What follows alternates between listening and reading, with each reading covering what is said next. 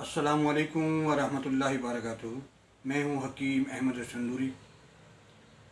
मोटापा, वेट बढ़ जाना, हर दवा मोटापा कम नहीं करती। मोटापे की कई अक़साम हैं।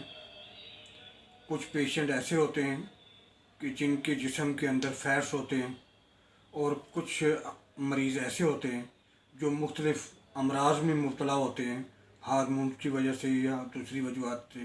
तो उसके लिए अलहदा नुस्खा होता है। तो हर मोटापे का नुस्खा मोटापा कम नहीं करता। लेकिन आज हम आपको फैट्स कम करने के लिए नुस्खा बताएंगे। जिन लोगों में, जिन मरीज़ों में फैट्स हैं, ये उनकी वजूहात को कम करके आपके वज़न को कम कर सकता है। अगर कोई और अमराज़ है, उसकी वजह से आपका मोटापा ज़्यादा है, तो उसके लिए आपको और दवाइयाँ इस्तेमाल करना पड़ेंगी। आप लिखेंगे, इसका नाम है सफ़ोफ़ेमेज़ल, यानी ये एक इसका नाम है दवा का। इसमें आप अजवाइन देसी, बादियान, ज़ीरा स्याह, बरगशताब और पुदीना, ये 100 ग्राम है। और लाख दाना 80 ग्राम, बूरा अरमनी 80 ग्राम। ये आप सफ़ूफ तैयार करें।